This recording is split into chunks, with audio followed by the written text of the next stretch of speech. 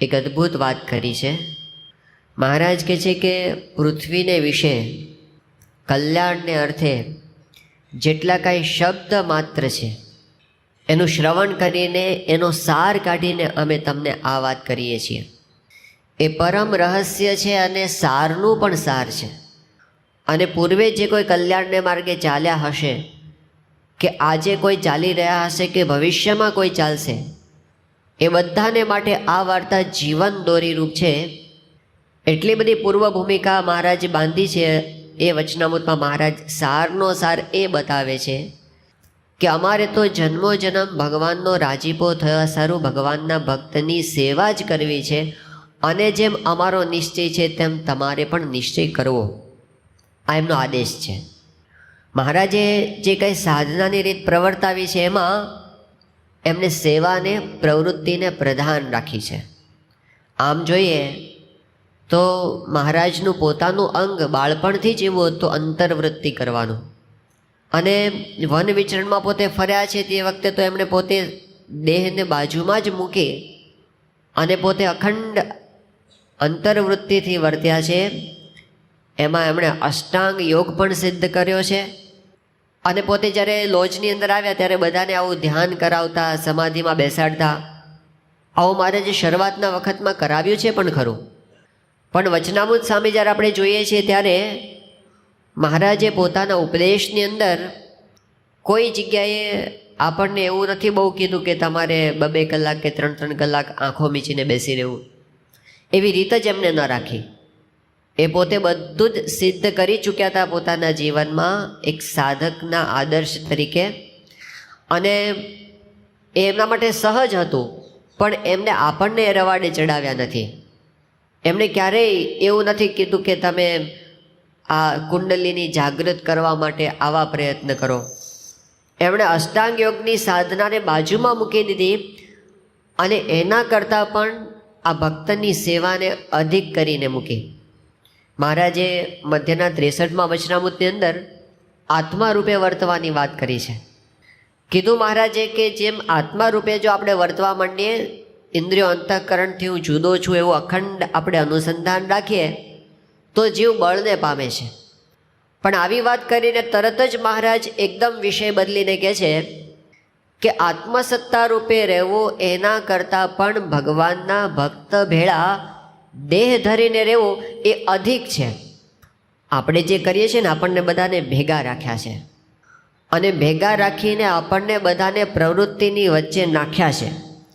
તો મહારાજે કીધું કે કોઈ એકાંતમાં બેસીને 24 કલાક આત્મા છું આત્મા છું આત્મા છું એવું કર્યા કરે, એના કરતાં પણ આવી રીતે પ્રવૃત્તિમાં એકબીજાની સાથે અથડાય, મહારાજ કે એ અમારા મતે અધિક છે.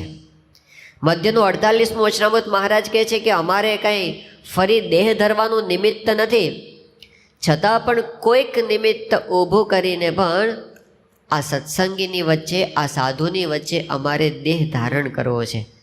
આ સમુદાયની વચ્ચે અમારે રહેવું છે. એ અમારા મતે અધિક છે. અંત્યનું 13મું વચનામૃત અને અંત્યનું 21મું વચનામૃત, આ બંનેમાં મહારાજે કીધું કે અમારો સ્વભાવ કેવો છે કે જડભરત અને સુખજી જેવો અમારા જીવનો ઢાળો છે.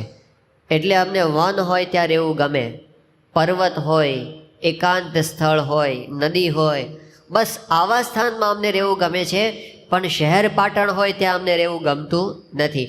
આવો અમારો સહજ સ્વભાવ છે. પણ મહારાજ કે છતાંય અમે આ માણસોના ભીડામાં રહ્યા છીએ. એનું કારણ શું છે? મહારાજ કે અમે ભક્તનો સમુદાય દેખીને અહીં આગળ રહ્યા છીએ. તો આપણને બધાને જે પ્રવૃત્તિમાં અને ભક્તિમાં ને ભીડામાં જે રાખ્યા છે ને વચ્ચે, એ બહુ જ ઉચ્ચ કક્ષાની સાધના આપણે કરી રહ્યા છીએ. ઘણી વખત આપણને ક્યારેક એવા વિચારો આવી જતા હોય છે કે આમાં કંઈ સાધના કરતા હોય એવું તો લાગતું નથી. આપણા પ્રોજેક્ટ ઉપર પ્રોજેક્ટ આવે એમાં તો એવું જ લાગે છે કે જેમ સરકારી ઓફિસની અંદર કોઈ કર્મચારી કામ કરતો હોય, બસ એવી રીતે આપણી કાગળિયા ભર્યા કરવાના, એવી રીતે મુલાકાતો લીધે રાખવાની, એવી રીતે આયોજનો કર્યા કરવાના, આ બધું, અને મિટિંગો ભરે રાખવાની, એ બધું તો બારે થાય છે. તો એમાં આમાં ફેર શું છે એવું ઘણી વખત આપણને થાય. આ આપણને સ્થૂળ પ્રવૃત્તિ લાગે. અને એની જગ્યાએ આપણને એવું કહે કે બસ એક અંધારા હોલની અંદર બેસવાનું છે, એક જ સામે લાઇટ રાખી છે, એની સામે એક દ્રષ્ટિ કરવાની છે અને પછી બસ આંખો મીચીને 2 કલાક બેસી રહેવાનું છે, એવું કંઈક કરીએ ને તો આપણને થાય કે ઓહો હું તો બહુ મોટી સાધના કરું છું એવું આપણને લાગે. આપણને કંઈક પ્રાણાયામ જેવું કરાવે અને પછી આમ એવું કહે કે યમ નિયમ આસન પ્રાણાયામની પ્રક્રિયામાંથી પસાર થાવ અને પછી આપણને કંઈક આમ લીલી કે લાલ લાઇટ દેખાવા માંડે આમ આંખની વચ્ચે, તો આપણને થાય કે ઓહો મેં બહુ સિદ્ધિ પ્રાપ્ત કરી. એ રવાડે ચડી જવાય એવું છે. બ્રહ્માનંદ સ્વામીએ કીધું કે જો ઈડા પિંગલાની ખબર પડે, કરી આગ્રહ તેની કેડે પડે, એના ચિત્તને બમણો ફેર ચડે. આ ઈડા અને પિંગલા છે ને બધી નાડીઓના નામ છે. એ યોગની પ્રક્રિયામાં આવે કે તમે જમણા નાકથી શ્વાસ લો તો ઈડા જાગૃત થાય ને ડાબા નાકથી શ્વાસ લો તો પિંગલા જાગૃત થાય ને એવું બધું હોય છે. હવે એ બધામાં આપણને કંઈ બહુ ખબર નથી પડતી ત્યાં સુધી બહુ સારું છે, બહુ સારું છે. પણ બ્રહ્માનંદ સ્વામી કે જો એમાં કંઈક થોડી ઘણી ખબર પડવા માંડે ને હલવાઈ જાય એમાં. જો ઈડા પિંગલાની ખબર પડે, કરી આગ્રહ તેની કેડે પડે, એની પાછળ પડી જાય ને પછી એના ચિત્તને બમણો ફેર ચડે. એ છે ને એવી સાત્વિક ભૂમિકામાં આવી જાય કે એને એમ થાય કે હું બહુ સાધના કરું છું, હું કંઈક બહુ સિદ્ધિ પ્રાપ્ત કરી ચૂક્યો છું, એ કુંડાળાની બહાર નીકળી શકે નહીં. એ બધું તમોગુણ રજોગુણ ને સત્વગુણની અંદરની સાધના છે. અને મહારાજ આપણને જે ગરડા મધ્યના 11મા વચનામૃતમાં કહે છે એ ગુણાતીત સાધના છે, 3 ગુણોથી પર. પેલું સત્વગુણનું કુંડાળું છે. અમારે સંત સ્વામી એવું કહેતા સત્વગુણ એ સોનાની બેડી છે, તમોગુણ અને રજોગુણ છે ને એ તો હજી લોઢાની બેડી છે કે પિત્તળની બેડી છે. એ બેડી હોય તો એમાંથી આપણને નથી કે આમાંથી જલ્દી છૂટીએ તો સારું, પણ સત્વગુણની બેડી છે ને એ સોનાની બેડી છે, એટલે છોડવાનું મન ન થાય, બંધાયેલા ને બંધાયેલા રહીએ. એટલે ગુણાતીતાનંદ સ્વામી કે સત્વગુણની મૂર્તિ હોય ને ભગવાનનો નિશ્ચય જલ્દી ન થાય. તમે એને સત્સંગની વાત કરો તો એ એમ જ કે હું કોઈનું ખરાબ કરતો નથી અને હું બસ ધ્યાન કરું છું અને હું શાસ્ત્ર વાંચું છું, મારે સત્સંગની શું જરૂર છે, મારે સત્પુરુષની શું જરૂર છે. એ એમાંથી બહાર જ ન નીકળે કોઈ દિવસ. એને એમાં મજા આવી જાય અને એને લાગે હું સાધના કરું છું, પણ એ વધારતો હોય પોતાનો અહંકાર.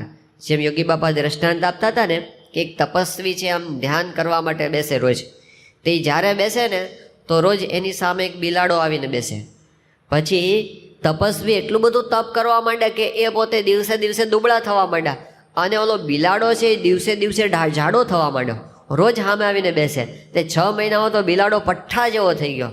એટલે એક દિવસ તપસ્વીએ પૂછ્યું કે તું કોણ છે, રોજ મારી સામે આવીને બેસે છે અને હું પાતળો થઉં છું પણ તું જાડો થતો જાય છે. તો બિલાડાએ કીધું હું તારો અહંકાર છું, હું તારો અહંકાર છું. તું જેમ જેમ તપસ્યા કરે છે ને એમ તારો અહંકાર જાડો થતો જાય છે, વધતો જાય અને એને એમ લાગે હું કંઈક કરું છું. એને સત્પુરુષની અંદર એ મનુષ્ય ભાવ આવે, એને આ બધી ક્રિયા સ્થૂળ લાગે. એને એવું લાગે કે આ તો બધા રવાડે ચડી ગયા છે, બધા હાંકો હાંક પ્રવૃત્તિમાં મંડ્યા છે. એને એમ ન લાગે કે આ તો બ્રહ્માદિકને પણ દુર્લભ એવી સેવા છે, એવું એને મનાય નહીં. પણ આપણી સાધનાની રીત આ છે કે શ્રીજી મહારાજ પોતે અત્યંત વિરક્ત સ્વભાવ હતો પોતાનો, અત્યંત વૈરાગ્યવાન, છતાં પણ મહારાજે કેટલી બધી પ્રવૃત્તિ કરી ભક્તો માટે આ સત્સંગની અંદર. આમ દાદા ખાચરના દરબારની અંદર પેલા ટીપા પડતા હતા પાણીના અને જોયું કે કોઠીની ઉપર પડે છે. મહારાજ કે હાલો હાલો જલ્દી ખસેડો. બધા પાર્ષદોને મહારાજ ભેગા કર્યા અને મહારાજથી રેવાયું નહીં તો મહારાજ પોતે કોઠી ખસેડવા માંડ્યા. એ વખતે રામ પ્રતાપભાઈ જોઈ ગયા. એ કે ઘનશ્યામ આવું ઘરે તો ક્યારેય કરતો નહોતો અને અહીં તો આટલું બધું કાઠીઓની મજૂરી કરે છે, કાઠીઓની દાસપણું પોતે કરે છે. એ વખતે મહારાજ પોતે હસી પડ્યા. મહારાજ કે આ તો ભગવાનના ભક્તની સેવા છે, આ કાંઈ સામાન્ય પ્રવૃત્તિ નથી. ભક્તને અર્થે આપણે જે કરીએ એ સીધું ભગવાનના રાજીપાનું કારણ બને છે. તો મહારાજે પોતે સખત પ્રવૃત્તિ કરી. આપણી ગુણાતીત પરંપરાની વિશેષતા જ આ છે કે એ પોતે એટલી બધી પ્રવૃત્તિ ભક્તને માટે કરી. એમણે આને અક્ષરધામની સેવા ગણી છે, એને આપણે ભગવાનની સેવા ગણી છે. અમદાવાદની અંદર ગુણાતીતાનંદ સ્વામી અને પવિત્રાનંદ સ્વામી બંને પહોંચ્યા અને એ વખતે જે દરવાજા ઉપરનો મેળો અત્યારે પણ છે ત્યાં આગળ એમનો ઉતારો રાખવામાં આવ્યો હતો. તો ગુણાતીતાનંદ સ્વામીનું આસન હતું ને બાજુમાં પવિત્રાનંદ સ્વામીનું આસન હતું. તો ગુણાતીતાનંદ સ્વામી તો આ ગુણાતીત રીત છે આપણી, એટલા બધા હરિભક્તો સાથે ઓતપ્રોત થયેલા હોય તે સવારથી ચાલુ થયો હરિભક્તો મળવાના તે બંધ જ ન થાય, એક પછી એક આવ્યા જ કરે. અને એ બધી ભીડો એટલો બધો પડ્યો તે પવિત્રાનંદ સ્વામી તો બાજુમાં બેઠા હતા. એણે એના સેવકને કીધું કે હાલ આપણું આસન ઉઠાવ, આ ભીડો તો ગુણાતીત સહન કરી શકે, આપણાથી સહન થાય નહીં, હાલ જલ્દી ઉઠાવ. એમ કરીને ત્યાંથી નીકળી ગયા, ત્યાં બેસી પણ ન શક્યા. એટલે આપણી ગુણાતીત રીત એવી છે કે સતત પ્રવૃત્તિ એ એમણે ક્યારેય એક મહાત્માની વાત અમારે સિટી કાકા કરતા કાયમ કે હિમાલયની અંદર રહે અને બહુ મોટા મહાત્મા, પણ એ ગુજરાતની અંદર આવ્યા અને અહીં આવ્યા હતા અને એમના બધા શિષ્યોએ બધા એમને બોલાવ્યા હતા કે તમે ખાસ અમારે ત્યાં પધારો અને વિચરણ કરો અહીંયા. તો 15 દિવસ કે 20 દિવસ સુધી આ વડોદરા અને બીજા 2-3 શહેરોમાં પોતે ફર્યા, પણ 20 દિવસ થયા ને એટલે એણે તરત કીધું કે હવે મારે હિમાલયમાં પાછા જતું રહેવું પડશે, મારી બેટરી ડિસ્ચાર્જ થઈ ગઈ છે.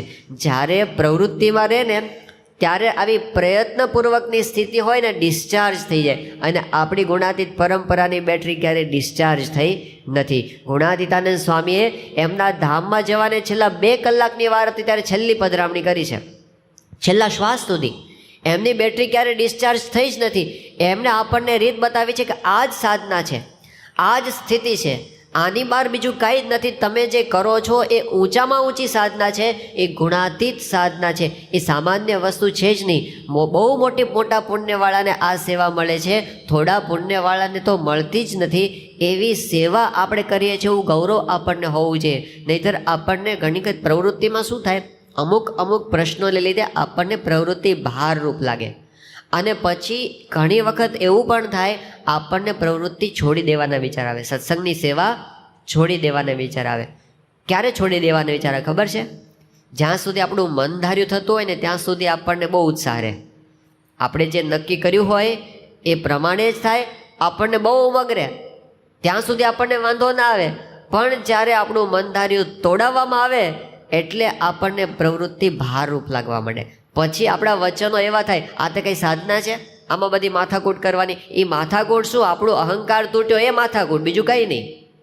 આપણા અહંકારની ઉપર પ્રહાર થયો ને એટલે આપણને માથાકૂટ લાગવા માંડી અને કે હવે આવી માથાકૂટ કોણ કરે. પણ અહંકાર આપણો સચવાતો હોય ત્યાં સુધી વાંધો આવે નહીં. તો મહારાજે કીધું કે અહંકાર અહીં જ ઘસાશે, સ્વભાવો અહીં જ ટળવાના છે. આ પ્રવૃત્તિમાં પૂજ્ય મહંત સ્વામી ઘણી વાર કહે છે કે ઘણી વખત તમને બીજું એવું લાગે કે આના કરતાં આપણે બેસી રહીએ તો કોઈની સાથે માથાકૂટ નહીં, કોઈ જાતનો પ્રશ્ન નહીં, બસ આપણે ભજન બેઠા કર્યા કરીએ અને એમાં કોઈ સ્વભાવો બહાર ના આવે, કંઈ ના થાય. પણ એ કોના જેવું છે, સ્વભાવો બધા 10 ફૂટ અંદર ઘૂસી જાય, પડ્યા હોય કે બહાર ન આવે, અંદર ઘૂસેલા પડ્યા હોય બધા, એ આપણને સુખ ન લેવા દે. પણ આ પ્રવૃત્તિ કરીએ, આજ્ઞા પાળીએ, એમાં શું થાય, પેલા સ્વભાવો બહાર આવે, પેલું સાપ છે મોઢું બહાર ના કાઢે એટલે એની ડોક કાપી નખાય. એ બહાર નીકળે તો આપણે એને કાપી શકીએ ને અંદર ઘૂસેલા હોય તો ખબર જ ના પડે. 25 ફૂટ અંદર ઘૂસેલા પડ્યા હોય. એક આશ્રમની અંદર ગયા હતા બધા 73ની સાલમાં સ્પેશિયલ ટ્રેન યાત્રાની અંદર બધા સંતો ને યુવકો બધા. એ વખતે એક આશ્રમની અંદર ગયા અને એટલી બધી શાંતિ, સ્મશાનવત શાંતિ. એમ કોણ તમે, કોઈ પ્રવૃત્તિ નહીં, આપણે ધડાધડી થાય છે ને એવું કાંઈ જ નહીં, સ્મશાનવત શાંતિ. બસ એક સમાધિ હોય અને ત્યાં બધા આમ બેસી રહે, બસ બીજું કાંઈ કરવાનું જ નહીં આખા પ્રવૃત્તિમાં. અને સહેજ એકબીજાને વાત કરે, સમાધિ, શાંતિ, કોઈ જ પ્રકારની પ્રવૃત્તિ નહીં, કોઈ પ્રકારનું બોલવાનું નહીં, ચાલવાની, બસ એમ બેસી રહેવાનું. એટલે એ સમાધિ સ્થાન જોઈને બહાર આવ્યા એટલે યુવકોએ મહંત સ્વામી એ વખતે ભેગા હતા, બધા સદગુરુ સંતો ભેગા, બાપાએ ભેગા હતા. તો એ વખતે એમને કીધું કે અહીં તો અદ્ભુત સાધના છે, જુઓ, કોઈ પ્રકારનું આમ બોલવાનું નહીં, ચાલવાનું નહીં. અને એક જણે એવું કીધું કે તમે બધા બોલ કરો છો. એક સાધક એવું કીધું, તે આશ્રમનો સાધક, કે હું અહીં ઊભો છું અને પેલા સાધક છે એ ત્યાં ઊભા છે, અમે 10 વર્ષથી આ સ્થાને ઊભા રહીએ છીએ, પણ એ ક્યાંનો છે, શું કરે છે એની મને ખબર નથી, અને હું શું કરું છું ને ક્યાંનો છું એને ખબર નથી. એને સાધના માની છે. તો મહંત સ્વામી કે આપણી સાધના એ નથી. આપણે તો હરિભક્તો એકબીજાની સાથે હેત પ્રેમથી રહેતા હોય, બધાને એક કુટુંબ ભાવ હોય, બધાને એકબીજાના પ્રશ્નોની ખબર હોય, બધા એકબીજાના માટે ઘસાતા હોય, અને એ આપણી સાધના છે. એ તો કહે છે કે આમાં એવું લાગે સાધના કરીએ છીએ, પણ અંદર ઘૂસી જાય સ્વભાવ, એ બહાર ન નીકળે. એ કોઈ દિવસ ભ્રમરૂપ થવાના માર્ગે આગળ વધી શકાય નહીં. ખાલી ભ્રાંતિ રહે કે હું તો ભ્રમરૂપ થઈ ગયો છું, પણ એ ભ્રમરૂપ હોય નહીં. કોઈ સેજ હળી અડાડે ને એટલે ફૂફાડો મારીને બહાર નીકળે. એ બધું અંદર પડ્યું છે, એ બહાર આવ્યું નથી. પણ આપણે ત્યાં તો શું છે, કરવાની આવે પ્રવૃત્તિ, એકબીજાની સાથે વ્યવહાર કરવાનો આવે, અહમ મમત્વ ટકરાય, અને એ વખતે આપણને અંતરદ્રષ્ટિ થાય. વળી પાછું કોઈક ઉપદેશ આપે આપણને, એટલે પછી આપણને થોડા પાછા હટીએ. એમ કરતાં કરતાં આપણા સ્વભાવો છે એ ટળતા જાય છે. તો આપણે ત્યાં વાત કરતા હતા ગુણાતીત પરંપરાની રીત કઈ છે, સતત પ્રવૃત્તિમાં એણે આપણને રાખ્યા અને પોતે પણ રહ્યા. શાસ્ત્રીજી મહારાજે પ્રવૃત્તિ કરી, યોગી બાપાએ, શાસ્ત્રીજી મહારાજ તો જે પ્રવૃત્તિ આ મંદિરોની ઉપાડી હતી આમ ધમ ધોકાર. તે એક હરિભક્ત હતા ને અમદાવાદની અંદર, બાબુ કાકા, એમને મનમાં સંકલ્પો થયા કર્યા કે શાસ્ત્રીમાં જંપીને બેહતા નથી. આ એક પછી એક મંદિરો, એક પછી એક મંદિરો, અને એ પાછું ભીડામાં કરવાના હતા. આપણી પાસે બધી જ વ્યવસ્થા હોય અને આપણે આમ ચેક લખીને પૈસાનો ઢગલો થતો હોય અને આપણે પ્રવૃત્તિ કરવાની હોય તો કંઈ વાંધો ના આવે. પણ એક એક પૈસાના ફાફા ખાવા ન મળે અને દેવા ઉપર દેવા ચડેલા હોય, અને એની વચ્ચે પાછા મંદિરો, એક પછી તો પૂરું થતું નથી બોચાસરનું, ત્યાં સારંગપુરનું આદર્યું, સારંગપુરનું પૂરું થયું નથી, ત્યાં ગોંડલનું આદર્યું, હજી 3 મંદિરોના કામ ચાલુ છે, ચોથું અટલાદરાનું આદર્યું, હજી 4 બાકી છે. ત્યાં ગરડાનું આરસનું મંદિર, પાયામાંથી આખું આરસનું. એટલે જંપીને બેહતા જ નથી એવું આપણને લાગે. તો બબુ કાકાના મનમાં આવા સંકલ્પો થતા હતા કે હવે તો શાસ્ત્રીમાં જ શાંતિથી બેહતા હોય, હજી આટલી બધી પ્રવૃત્તિ. એ વખતે શાસ્ત્રીજી મહારાજ એના ઘરે જ પધાર્યા હતા જમવા માટે, અને શાસ્ત્રીજી મહારાજે અંતર્યામી પણ એનો સંકલ્પ પકડ્યો અને કીધું, બબુભાઈ, આ તો મોટા પુરુષના વચને અમે પ્રવૃત્તિ કરીએ છીએ, બાકી અમે તો આકાશમાં રહીએ એવા છીએ. અમે તો આકાશમાં રહીએ એવા છીએ, એટલે આ કોઈ પ્રવૃત્તિની અમારે જરૂર નથી, પણ આ તો સત્પુરુષના વચને અમે આ બધું કરીએ છીએ. તો મોટા પુરુષની રીત એમણે આપણને આખી ગુરુ પરંપરાની રીત આ છે કે આપણે જે અહેવાલ ભરીએ છીએ, જે આપણે ધડાધડી કરીએ છીએ, મુલાકાતો લઈએ છીએ, મિટિંગો કરીએ છીએ અને આવી શિબિરો ભરીએ છીએ, આ બધું આપણી સાધનામાં જમા થાય છે. અને એ એકાંતમાં બેસીને ધ્યાન કરી એના કરતાં મોટી સાધના આપણી થાય છે, કારણ કે સત્પુરુષના વચને કરીને થાય છે અને એમને રાજી કરવા માટે. યોગી બાપાનું વ્યક્તિત્વ તમે જુઓ. યોગી બાપાને તો પ્રવૃત્તિથી 1000 ગાઉનું છેટું. એમને તો આ પ્રવૃત્તિ, એમનું વ્યક્તિત્વ જ એવું યોગી બાપાનું કે અખંડ ભજન, અખંડ કીર્તન, અખંડ બસ માળા ફેરવ્યા કરવી અને પછી બસ સેવા કરવા કરી ખૂણામાં બેસીને. આ બધી પ્રવૃત્તિને માથાકૂટને એ તો બધું યોગી બાપાથી કેટલોય દૂર ભાગે. એ તો પોતે એકદમ ભજની સંત હતા. છતાં પણ એમણે 2 વસ્તુ આપણને બતાવી કે આટલી બધી અંતર્વૃત્તિ, આટલો બધો વૈરાગ્ય, આટલું બધું જગતથી આમ અનાસક્તિ, અને છતાં પણ પ્રવૃત્તિ કેટલી બધી એમણે કરી. યોગી બાપાનો એક પ્રસંગ આવે છે કે શાસ્ત્રીજીમાં અને યોગીજીમાં જ બંને ટ્રેનમાં મુસાફરી કરતા હતા અને જતા હતા બોચાસન તરફ. પછી રસ્તાની અંદર એવું બન્યું કે શાસ્ત્રીજી મહારાજ ને યોગીજી મહારાજ જે ટ્રેનમાં જે કમ્પાર્ટમેન્ટમાં બેઠા હતા, એમની બરાબર સામે એક બાવો આવીને બેઠો, કોઈ પરોક્ષનો બાવો હતો. અને થોડી વાર થઈ તે બાવાએ ખિસ્સામાંથી રૂપિયાની થોકડી કાઢી આમ અને રૂપિયા ગણે. અને યોગીજી મહારાજે જોયું, એમને એટલો બધો ધ્રાસકો પડ્યો. એ કે આ સાધુ થઈને રૂપિયા અડે છે અને રૂપિયા ગણે છે. હવે એ તો કંઈ સ્વામિનારાયણનો સાધુ જ નહોતો, એ તો કોઈ જુદો જ હતો. પણ એ બાવાને રૂપિયા ગણતા જોઈને યોગી બાપાને એટલો બધો આઘાત લાગ્યો. યોગીજી મહારાજને રીતસરનો તાવ આવી ગયો. તે જ્યારે બોચાસન ગયા, યોગીજી મહારાજનું શરીર ધગે. એટલે કોઈ હરિભક્તે શાસ્ત્રીજી મહારાજે કીધું કે સ્વામી, આપણે કોઈ ડૉક્ટરને બોલાવીએ. તો શાસ્ત્રીજી મહારાજ કહે કે જોગી મહારાજનો તાવ ડૉક્ટરથી જાય એવો નથી. એમનો તાવ જુદો છે કે કોક બાવો રૂપિયો ગણતા હતા, એનો તાવ એને આવી ગયો. તો એમને તો રૂપિયાથી કેટલા ગાઉનું છેટું હશે, પોતાને કેટલા દૂર હશે.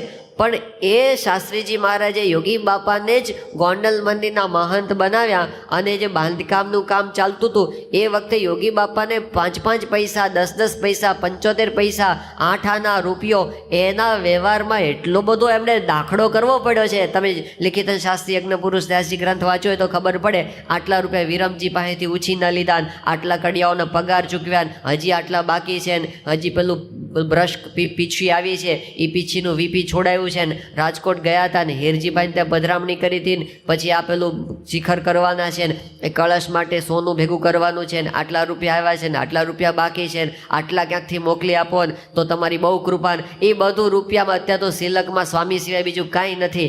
સ્વામી જ સિલકમાં છે, બીજું કાંઈ નથી. અને અમાસના નગારા છે ને કેવી રીતે આ રૂપિયા ચૂકવાશે એ બધી ચિંતામાં નાખ્યા. એ બધા વ્યવહારમાં યોગીજી મહારાજ પોતે ભળ્યા છે પાછા, અને મહિમાથી ભળ્યા છે.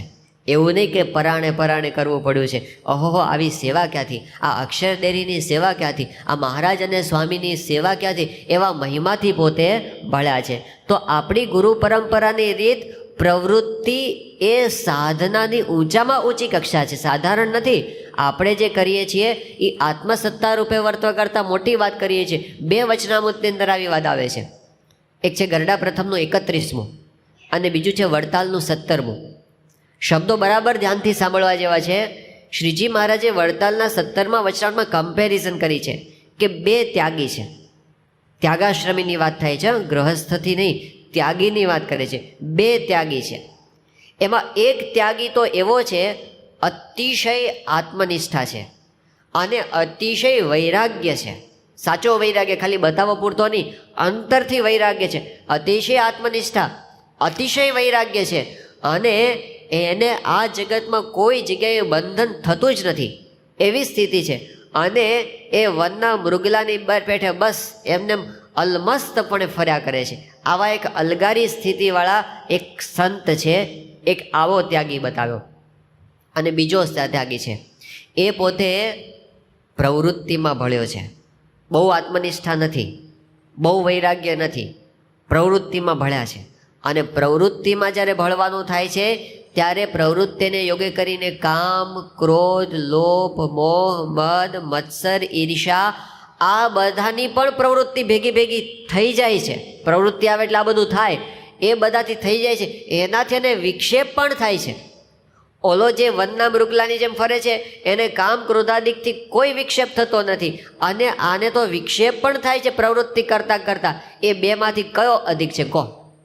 તમે 2 ચિત્ર છે એ આમ કલ્પના કરો કે એક આમ હિમાલય જેવું એકાંત સ્થાન છે, એની એક ગુફા છે, એ ગુફાની અંદર આમ નીરવ શાંતિ છે, એમાં એક મૃગ ચર્મ પાથરેલું છે અને એની ઉપર એક મહાત્મા કોપીન પહેરીને બેઠા છે, માથે જટા છે, આમ દાઢી વધી ગઈ છે, એકદમ આંખો મીચીને ઊંડા ઉતરી ગયા છે, કોઈ પ્રકારનો વિક્ષેપ નથી, બસ એક આમ પ્રસન્ન મુદ્રાની અંદર પોતે ભગવાનનું ધ્યાન કરે છે.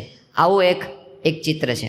અને બીજી બાજુ આપણો જોરદાર આપણો શું કહેવાય શતાબ્દી મહોત્સવ જેવો સમયો ચાલે છે અને બધા જેસીબીની દોડાદોડી ચાલે છે, ટ્રેક્ટરોની ધમાધમ ચાલે છે અને એની વચ્ચે સ્વયંસેવકો માટેના ઝઘડા થાય છે. આ મારા વિભાગના છે ને મારા વિભાગના છે ને, સાધનો માટે તડાફડી થાય છે ને, અને બધું ડેડલાઇન સામે છે ને, રાતના ઉજાગરા થાય છે ને, એમાં એક સાધુ છે ને હાથમાં મોબાઈલ ફોન છે ને, બીજા હાથમાં વોકી ટોકી છે ને, એક નામ કહે છે ને, બીજા નામ કહે છે ને, ત્રીજા નામ કહે છે. આવું એક દ્રશ્ય એક સાધુનું બતાવે અને એક પેલા સાધુનું બતાવે. કોણ સાધના કરતા એવું લાગે?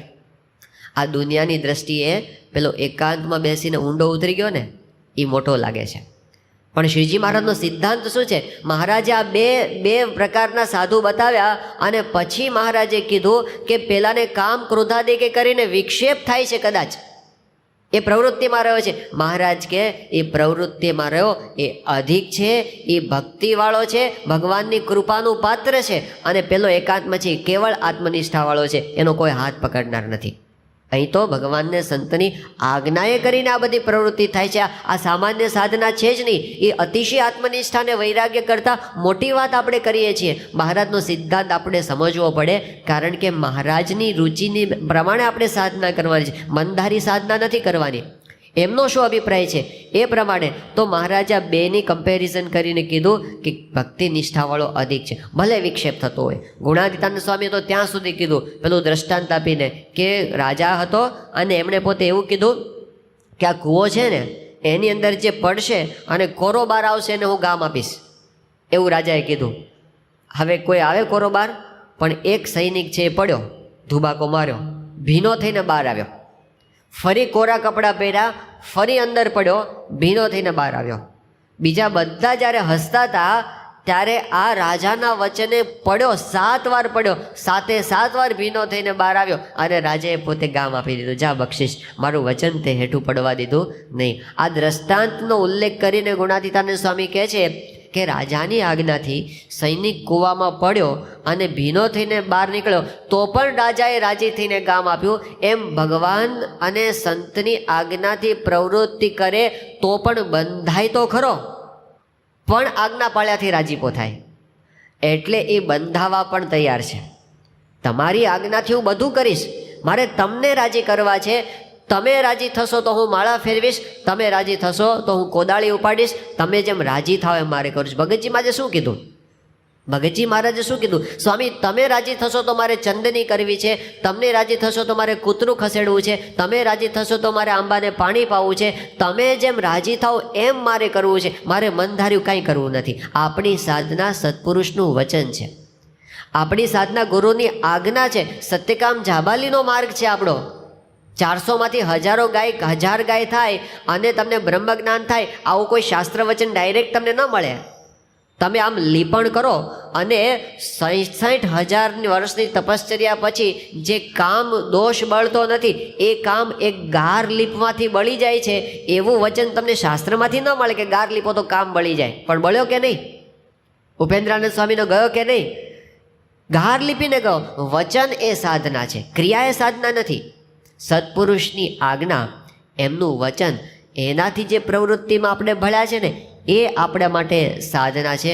કોની આજ્ઞાથી કરીએ છીએ અને કોને રાજી કરવા માટે કરીએ છીએ. પછી તો યોગી બાપા કે તમે ઘંટડી વગાડો ને તોય આત્મસત્તા રૂપે જાઓ.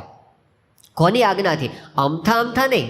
ગુણાતીતાનંદ સ્વામી કે અમથું કદાચ સ્વામીએ બેની કમ્પેરિઝન કરી. બે કે સ્વામી કે સંત કહે તેમ કરવું તે શ્રેષ્ઠ છે અને મનધાર્યું કરવું તે કનિષ્ઠ છે. પછી ગુણાતીતાનંદ સ્વામી કહે છે મનધાર્યું કરતો હોય અને ત્યાગ રાખતો હોય અને આખા મંદિરનું કામ એકલો કરતો હોય અને ગમે એટલા માણસને સત્સંગ કરાવતો હોય. હવે આમાં કંઈ બાકી ન રહ્યું. આપણે જેને આપણે સફળતા ગણીએ છીએ ને બધું આવી ગયું. ત્યાગ રાખે છે, આખા મંદિરનું કામ એકલો માણસ કરે છે, એટલે બહુ મોટી પ્રવૃત્તિ કહેવાય. મંદિરમાં તો 50-100 માણસોનો સ્ટાફ હોય ત્યારે મંદિર એક હાલે. એ એકલા હાથે પોતે બધું કરે છે. એટલે ચોગાને પોતે સાફ કરે છે, વાસણે પોતે ઉટકે છે, રસોઈ પણ પોતે બનાવે છે, એકાઉન્ટ પણ પોતે લખે છે, ઠાકોરજીની સેવા પણ પોતે કરે છે, સરભરા પણ પોતે કરે છે, પાર્કિંગમાંય પોતે ઊભો રહે છે અને કથાય પોતે કરે છે, બધું પોતે કરે છે. આખા મંદિરનું કામ એકલો કરતો હોય, ત્યાગ રાખતો હોય અને ગમે તેટલાને સત્સંગ કરાવતો હોય તો પણ એ ન્યૂન છે, એને માથે વિઘ્ન છે. અને જે 3 ટાણા ખાતો હોય ને, આળસુ હોય ને, ઊંઘી રહેતો હોય, એવા દોષે યુક્ત હોય. એટલે ઘણા બધા દોષો છે, પણ સંત કહે તેમ કરે તો એ શ્રેષ્ઠ છે ને એ ભગવાનની કૃપાનું પાત્ર છે, એ નિર્ગુણ છે, એ ગુણાતીત છે, એ બ્રહ્મરૂપ થવાનો છે. એને કોઈ વિઘ્ન કોઈ દિવસ આવવાનું નથી. એટલે આપણને આપણી સાધનાની દિશા એ ખ્યાલ હોવો જોઈએ કે આપણા માટે આ પ્રવૃત્તિ એ બહુ મોટું સાધન છે. પ્રવૃત્તિ એ બહુ મોટી પ્રાપ્તિ છે. આપણને જે હમણાં આપ્યું છે ને આ ધૂધુબાજ માર્ગ, એ ખાલી આપણને રવાડે ચડાવી દેવા માટે નથી.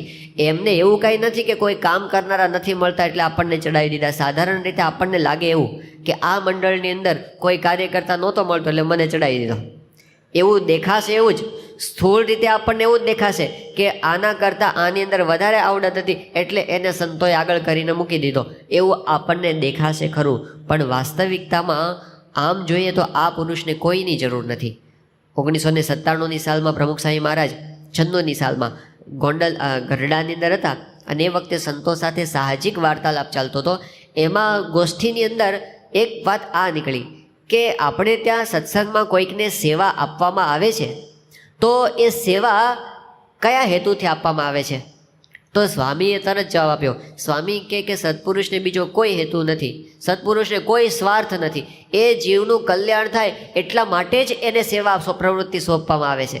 તો એક સંતે વાત કરી, એમણે કીધું કે સત્પુરુષને બીજો કોઈ સ્વાર્થ નથી, પોતાનો અંગત સ્વાર્થ તો સત્પુરુષને કોઈ નથી, પણ આ સંસ્થા ચલાવવાનો સ્વાર્થ તો છે કે નહીં, એવું કીધું એમણે.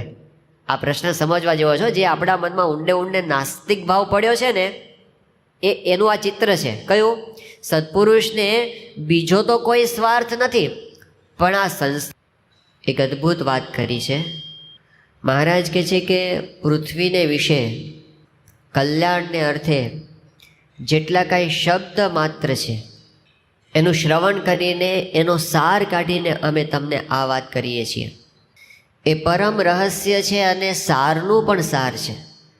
અને પૂર્વે જે કોઈ કલ્યાણને માર્ગે ચાલ્યા હશે કે આજે કોઈ ચાલી રહ્યા હશે કે ભવિષ્યમાં કોઈ ચાલશે, એ બધાને માટે આ વાર્તા જીવન દોરીરૂપ છે. એટલી બધી પૂર્વ ભૂમિકા મહારાજે બાંધી છે. એ વચનામૃતમાં મહારાજ સારનો સાર એ બતાવે છે કે અમારે તો જન્મો જન્મ ભગવાનનો રાજીપો થયો સારું ભગવાનના ભક્તની સેવા જ કરવી છે, અને જેમ અમારો નિશ્ચય છે તેમ તમારે પણ નિશ્ચય કરવો, આ એમનો આદેશ છે. મહારાજે જે કંઈ સાધનાની રીત પ્રવર્તાવી છે એમાં એમને સેવાને પ્રવૃત્તિને પ્રધાન રાખી છે.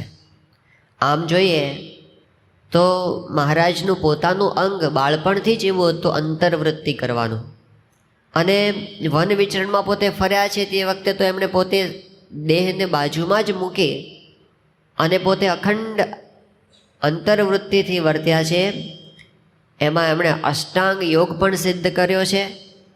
અને પોતે જ્યારે લોજની અંદર આવ્યા ત્યારે બધાને આવું ધ્યાન કરાવતા, સમાધિમાં બેસાડતા. આવું મહારાજે શરૂઆતના વખતમાં કરાવ્યું છે પણ ખરું. પણ વચનામૃત સામે જ્યારે આપણે જોઈએ છીએ ત્યારે મહારાજે પોતાના ઉપદેશની અંદર કોઈ જગ્યાએ આપણને એવું નથી બહુ કીધું કે તમારે 2 કલાક કે 3 કલાક આંખો મીચીને બેસી રહેવું. એવી રીત જ એમને ન રાખી. એ પોતે બધું જ સિદ્ધ કરી ચૂક્યા હતા પોતાના જીવનમાં એક સાધકના આદર્શ તરીકે. અને એ એમના માટે સહજ હતું, પણ એમને આપણને એ રવાડે ચડાવ્યા નથી. એમણે ક્યારેય એવું નથી કીધું કે તમે આ કુંડલીની જાગૃત કરવા માટે આવા પ્રયત્ન કરો. એમણે અષ્ટાંગ યોગની સાધનાને બાજુમાં મૂકી દીધી અને એના કરતાં પણ આ ભક્તની સેવાને અધિક કરીને મૂકી. મહારાજે મધ્યના 63માં વચનામૃતની અંદર આત્મા રૂપે વર્તવાની વાત કરી છે. કીધું મહારાજે કે જેમ આત્મા રૂપે જો આપણે વર્તવા માંડીએ, ઇન્દ્રિયો અંતઃકરણથી હું જુદો છું એવું અખંડ આપણે અનુસંધાન રાખીએ તો જીવ બળને પામે છે. પણ આવી વાત કરીને તરત જ મહારાજ એકદમ વિષય બદલીને કહે છે કે આત્મસત્તા રૂપે રહેવું એના કરતાં પણ ભગવાનના ભક્ત ભેળા દેહ ધરીને રહેવું એ અધિક છે. આપણે જે કરીએ છીએ ને આપણને બધાને ભેગા રાખ્યા છે, અને ભેગા રાખીને આપણને બધાને પ્રવૃત્તિની વચ્ચે નાખ્યા છે. તો મહારાજે કીધું કે કોઈ એકાંતમાં બેસીને 24 કલાક આત્મા છું આત્મા છું આત્મા છું એવું કર્યા કરે, એના કરતાં પણ આવી રીતે પ્રવૃત્તિમાં એકબીજાની સાથે અથડાય, મહારાજ કે એ અમારા મતે અધિક છે. મધ્યનું 48મું વચનામૃત મહારાજ કહે છે કે અમારે કાંઈ ફરી દેહ ધરવાનું નિમિત્ત નથી, છતાં પણ કોઈક નિમિત્ત ઊભું કરીને પણ આ સત્સંગીની વચ્ચે, આ સાધુની વચ્ચે અમારે દેહ ધારણ કરવો છે, આ સમુદાયની વચ્ચે અમારે રહેવું છે, એ અમારા મતે અધિક છે. અંત્યનું 13મું વચનામૃત અને અંત્યનું 21મું વચનામૃત, આ બંનેમાં મહારાજે કીધું કે અમારો સ્વભાવ કેવો છે કે જડભરત અને સુખજી જેવો અમારા જીવનો ઢાળો છે. એટલે અમને વન હોય ત્યાં રહેવું ગમે, પર્વત હોય, એકાંત સ્થળ હોય, નદી હોય, બસ આવા સ્થાનમાં અમને રહેવું ગમે છે. પણ શહેર પાટણ હોય ત્યાં અમને રહેવું ગમતું નથી. આવો અમારો સહજ સ્વભાવ છે. પણ મહારાજ કે છતાંય અમે આ માણસોના ભીડામાં રહ્યા છીએ. એનું કારણ શું છે? મહારાજ કે અમે ભક્તનો સમુદાય દેખીને અહીં આગળ રહ્યા છીએ. તો આપણને બધાને જે પ્રવૃત્તિમાં અને ભક્તિમાં ને ભીડામાં જે રાખ્યા છે ને વચ્ચે, એ બહુ જ ઉચ્ચ કક્ષાની સાધના આપણે કરી રહ્યા છીએ. ઘણી વખત આપણને ક્યારેક એવા વિચારો આવી જતા હોય છે કે આમાં કંઈ સાધના કરતા હોય એવું તો લાગતું નથી. આપણા પ્રોજેક્ટ ઉપર પ્રોજેક્ટ આવે એમાં તો એવું જ લાગે છે કે જેમ સરકારી ઓફિસની અંદર કોઈ કર્મચારી કામ કરતો હોય, બસ એવી રીતે આપણી કાગળિયા ભર્યા કરવાના, એવી રીતે મુલાકાતો લીધે રાખવાની, એવી રીતે આયોજનો કર્યા કરવાના, આ બધું, અને મિટિંગો ભરે રાખવાની, એ બધું તો બારે થાય છે. તો એમાં આમાં ફેર શું છે એવું ઘણી વખત આપણને થાય. આ આપણને સ્થૂળ પ્રવૃત્તિ લાગે. અને એની જગ્યાએ આપણને એવું કહે કે બસ એક અંધારા હોલની અંદર બેસવાનું છે, એક જ સામે લાઇટ રાખી છે, એની સામે એક દ્રષ્ટિ કરવાની છે અને પછી બસ આંખો મીચીને 2 કલાક બેસી રહેવાનું છે. એવું કંઈક કરીએ ને તો આપણને થાય કે ઓહો, હું તો બહુ મોટી સાધના કરું છું એવું આપણને લાગે.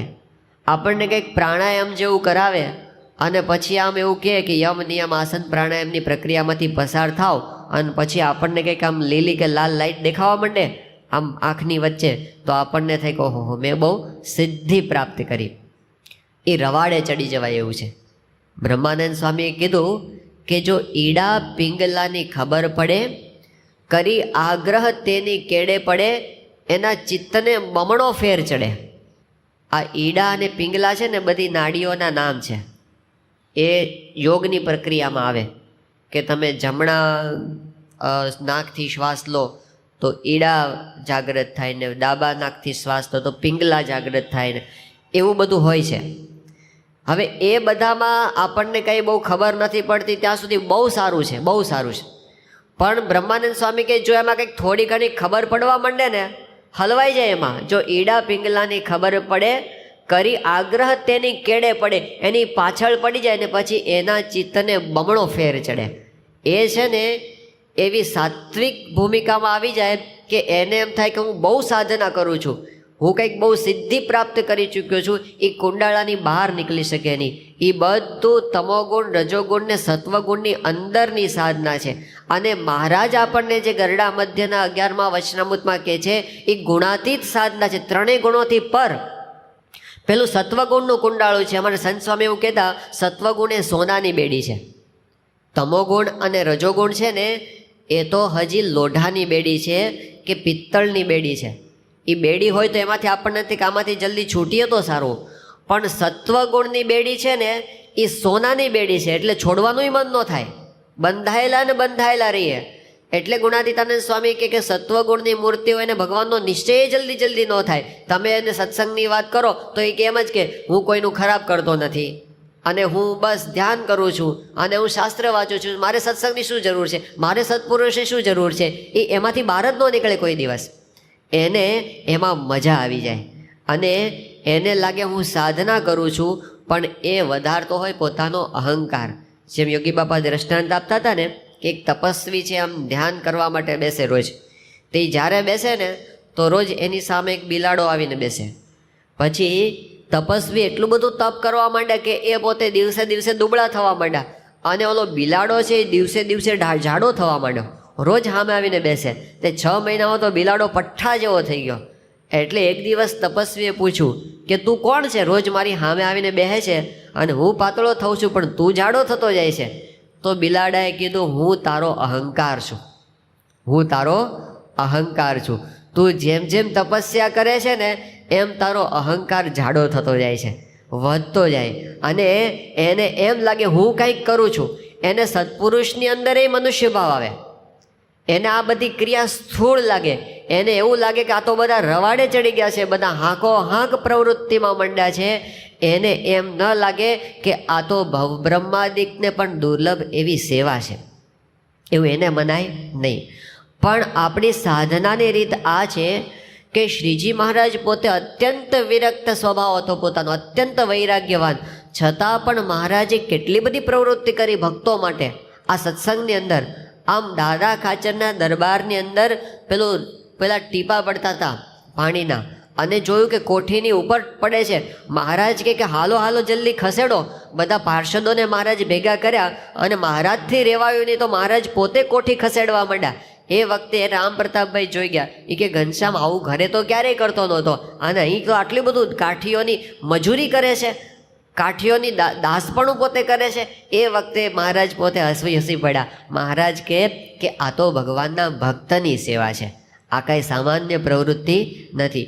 ભક્તને અર્થે આપણે જે કરીએ એ સીધું ભગવાનના રાજીપાનું કારણ બને છે. તો મહારાજે પોતે સખત પ્રવૃત્તિ કરી. આપણી ગુણાતીત પરંપરાની વિશેષતા જ આ છે કે એ પોતે એટલી બધી પ્રવૃત્તિ ભક્તને માટે કરી. એમણે આને અક્ષરધામની સેવા ગણી છે, એને આપણે ભગવાનની સેવા ગણી છે. અમદાવાદની અંદર ગુણાતીતાનંદ સ્વામી અને પવિત્રાનંદ સ્વામી બંને પહોંચ્યા અને એ વખતે જે દરવાજા ઉપરનો મેળો અત્યારે પણ છે ત્યાં આગળ એમનો ઉતારો રાખવામાં આવ્યો હતો. તો ગુણાતીતાનંદ સ્વામીનું આસન હતું ને બાજુમાં પવિત્રાનંદ સ્વામીનું આસન હતું. તો ગુણાતીતાનંદ સ્વામી તો આ ગુણાતીત રીત છે આપણી, એટલા બધા હરિભક્તો સાથે ઓતપ્રોત થયેલા હોય તે સવારથી ચાલુ થયો હરિભક્તો મળવાના તે બંધ જ ન થાય, એક પછી એક આવ્યા જ કરે. અને એ બધી ભીડો એટલો બધો પડ્યો તે પવિત્રાનંદ સ્વામી તો બાજુમાં બેઠા હતા. એણે એના સેવકને કીધું કે હાલ આપણું આસન ઉઠાવ, આ ભીડો તો ગુણાતીત સહન કરી શકે, આપણાથી સહન થાય નહીં, હાલ જલ્દી ઉઠાવ એમ કરીને ત્યાંથી નીકળી ગયા, ત્યાં બેસી પણ ન શક્યા. એટલે આપણી ગુણાતીત રીત એવી છે કે સતત પ્રવૃત્તિ એ એમણે ક્યારે એક મહાત્માની વાત અમારે સિટી કાકા કરતા કાયમ કે હિમાલયની અંદર રહે અને બહુ મોટા મહાત્મા, પણ એ ગુજરાતની અંદર આવ્યા અને અહીં આવ્યા હતા અને એમના બધા શિષ્યોએ બધા એમને બોલાવ્યા હતા કે તમે ખાસ અમારે ત્યાં પધારો અને વિચરણ કરો અહીંયા. તો 15 દિવસ કે 20 દિવસ સુધી આ વડોદરા અને બીજા 2-3 શહેરોમાં પોતે ફર્યા, પણ 20 દિવસ થયા ને એટલે એણે તરત કીધું કે હવે મારે હિમાલયમાં પાછા જતું રહેવું પડશે, મારી બેટરી ડિસ્ચાર્જ થઈ ગઈ છે. જ્યારે પ્રવૃત્તિમાં રહે ને ત્યારે આવી પ્રયત્નપૂર્વકની સ્થિતિ હોય ને ડિસ્ચાર્જ થઈ જાય, અને આપણી ગુણાતીત પરંપરાની બેટરી ક્યારેય ડિસ્ચાર્જ થઈ નથી. ગુણાતીતાનંદ સ્વામીએ એમના ધામમાં જવાને છેલ્લા 2 કલાકની વાર હતી ત્યારે છેલ્લી પધરામણી કરી છે. છેલ્લા શ્વાસ સુધી એમની બેટરી ક્યારે ડિસ્ચાર્જ થઈ જ નથી.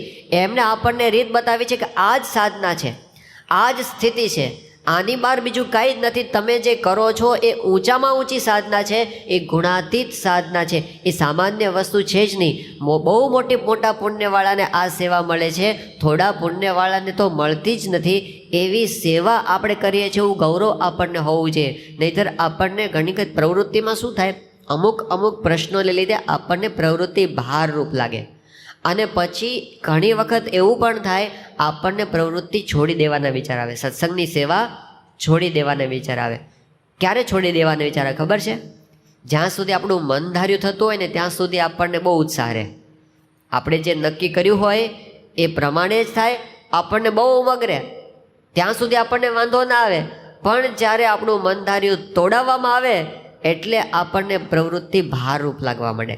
પછી આપણા વચનો એવા થાય, આ તો કંઈ સાધના છે, આમાં બધી માથાકૂટ કરવાની. એ માથાકૂટ શું, આપણો અહંકાર તૂટ્યો એ માથાકૂટ, બીજું કંઈ નહીં. આપણા અહંકારની ઉપર પ્રહાર થયો ને એટલે આપણને માથાકૂટ લાગવા માંડી, અને કે હવે આવી માથાકૂટ કોણ કરે. પણ અહંકાર આપણો સચવાતો હોય ત્યાં સુધી વાંધો આવે નહીં. તો મહારાજે કીધું કે અહંકાર અહીં જ ઘસાશે, સ્વભાવો અહીં જ ટળવાના છે. આ પ્રવૃત્તિમાં પૂજ્ય મહંત સ્વામી ઘણી વાર કહે છે કે ઘણી વખત તમને બીજું એવું લાગે કે આના કરતાં આપણે બેસી રહીએ તો કોઈની સાથે માથાકૂટ નહીં, કોઈ જાતનો પ્રશ્ન નહીં, બસ આપણે ભજન બેઠા કર્યા કરીએ અને એમાં કોઈ સ્વભાવો બહાર ના આવે, કંઈ ના થાય.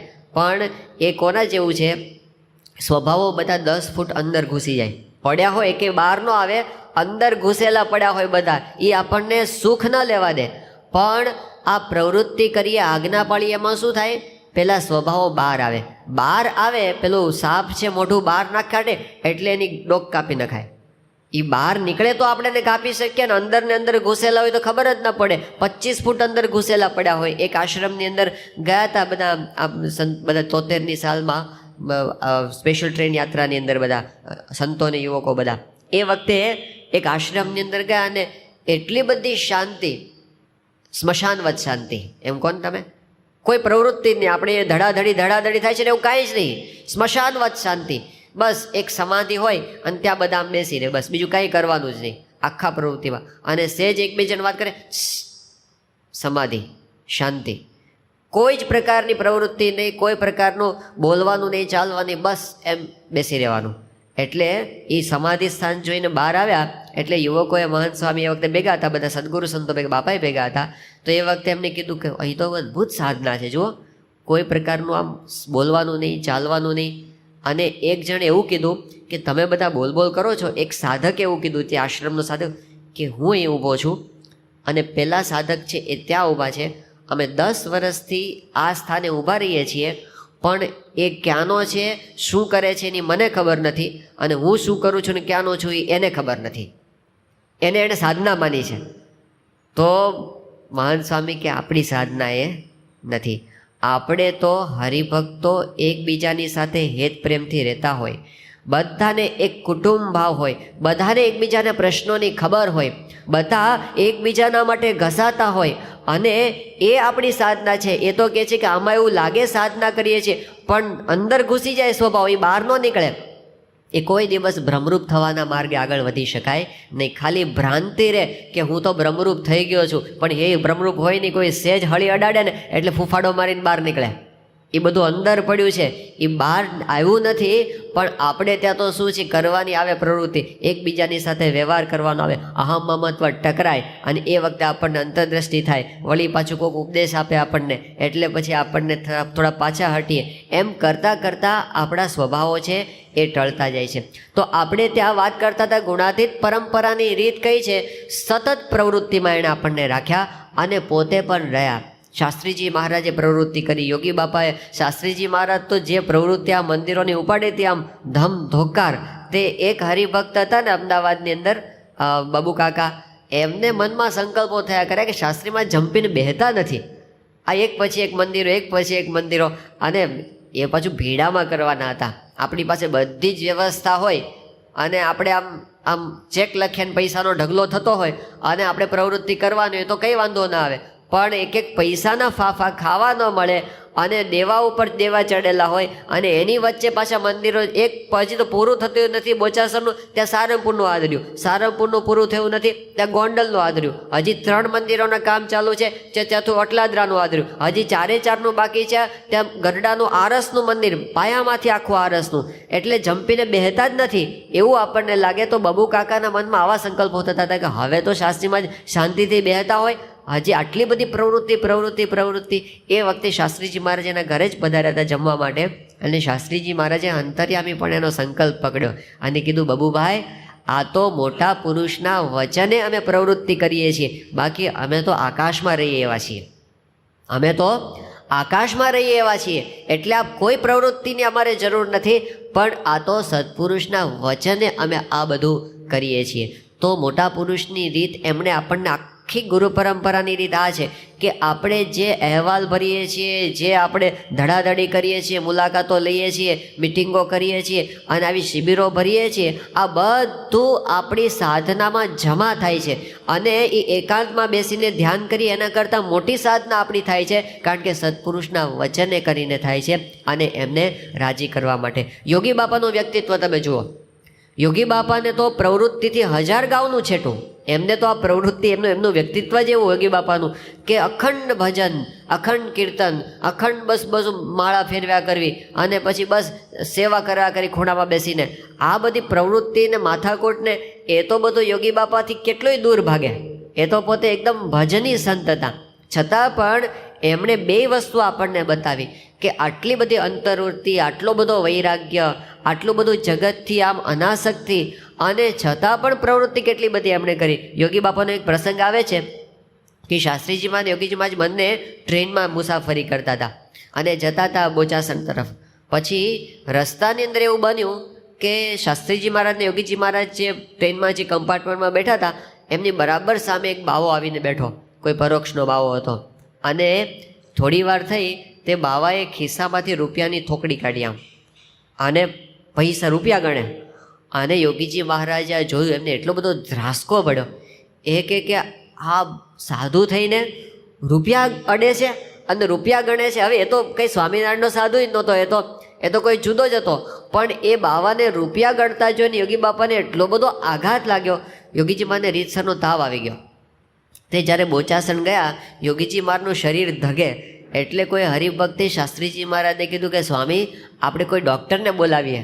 તો શાસ્ત્રીજી મહારાજ કે જોગી મહારાજનો તાવ ડૉક્ટરથી જાય એવો નથી. એમનો તાવ જુદો છે કે કોક બાવો રૂપિયો ગણતા હતા, એનો તાવ એને આવી ગયો. તો એમને તો રૂપિયાથી કેટલા ગાઉનું છેટું હશે, પોતાને કેટલા દૂર હશે, પણ એ શાસ્ત્રીજી મહારાજે યોગી બાપાને જ ગોંડલ મંદિરના મહંત બનાવ્યા અને જે બાંધકામનું કામ ચાલતું હતું એ વખતે યોગી બાપાને 5 પૈસા, 10 પૈસા, 75 પૈસા, 8 આના રૂપિયો એના વ્યવહારમાં એટલો બધો એમને દાખલો કરવો પડ્યો છે. તમે લિખિત શાસ્ત્રી યજ્ઞ પુરુષ દાસજી ગ્રંથ વાંચો હોય તો ખબર પડે. આટલા રૂપિયા વિરમજી પાસેથી ઉછીના લીધા, આટલા કડિયાઓના પગાર ચૂકવ્યા, હજી આટલા બાકી છે ને હજી પેલું બ્રશ પીછી આવી છે એ પીછીનું વીપી છોડાયું છે ને રાજકોટ ગયા હતા ને હીરજીભાઈને ત્યાં પધરામણી કરી હતી ને પછી આ પેલું શિખર કરવાના છે ને એ કળશ માટે સોનું ભેગું કરવાનું છે ને આટલા રૂપિયા આવ્યા છે ને આટલા રૂપિયા બાકી છે ને આટલા ક્યાંકથી મોકલી આપો ને તો તમારી બહુ કૃપા.